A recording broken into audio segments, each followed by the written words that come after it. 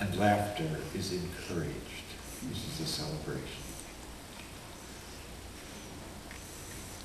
Bob Gegenheimer.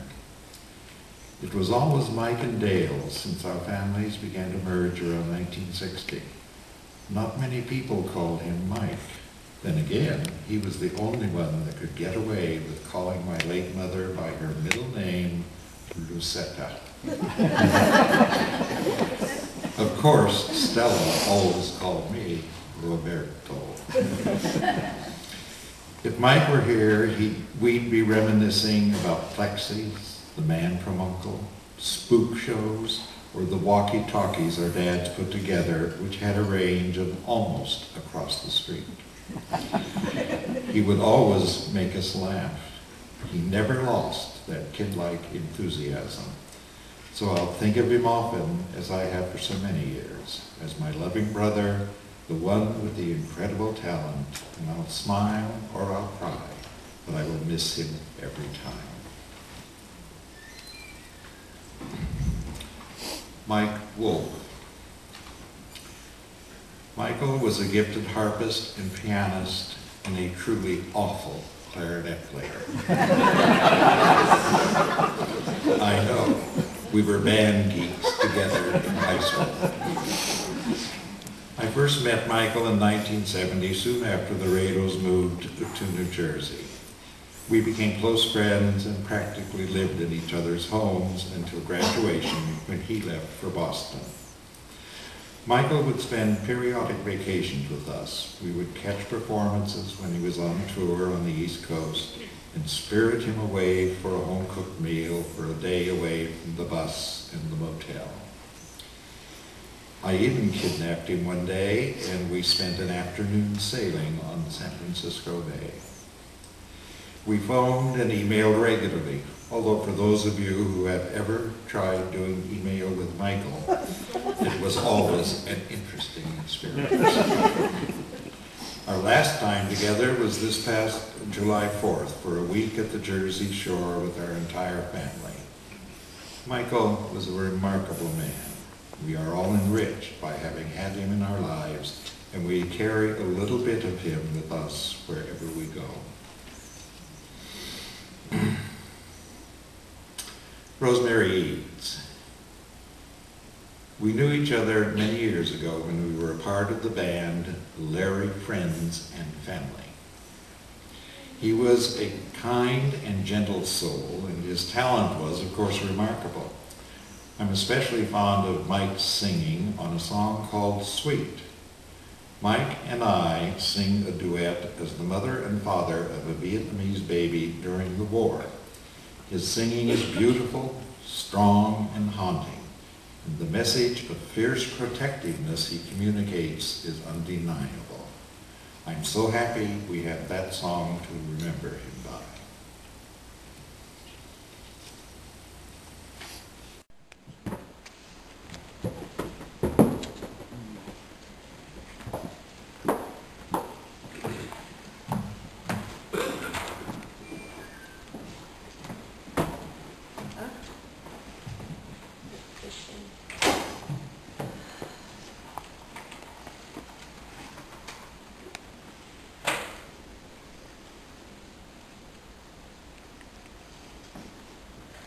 Dear Good Fairy, I hope you're in a generous mood.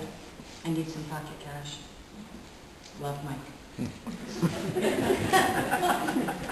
Dear Mom and Dad.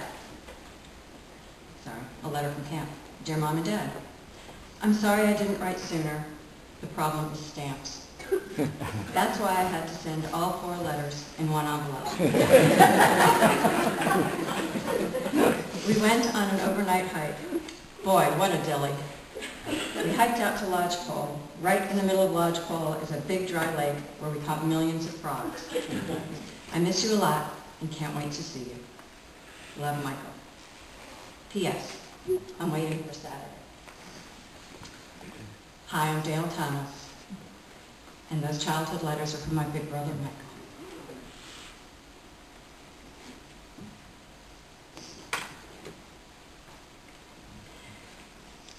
The postscript to that last letter for Michael at camp is the fact that, yes, he duly arrived home on Saturday, as did all his clothes, none of which had been worn.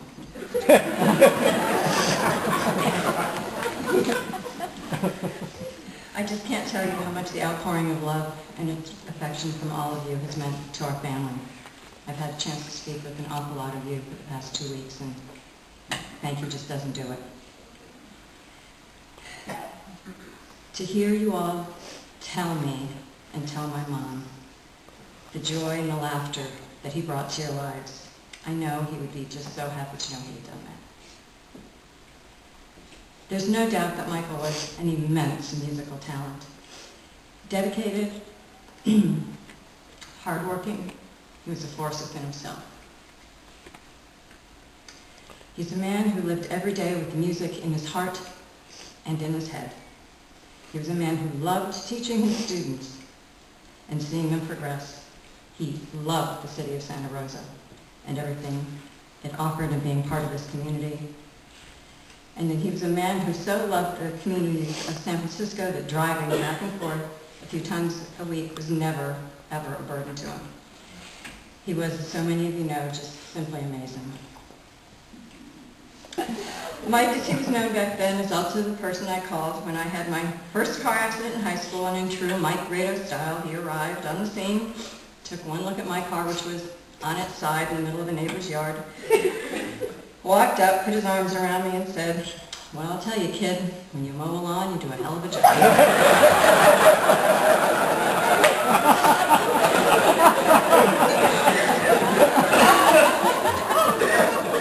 He's also the one, though, that did make me get back in the car and drive so I wouldn't be scared to drive again. My brother never pretended to be anything he wasn't. He always led with his heart, and that's what made him Mike.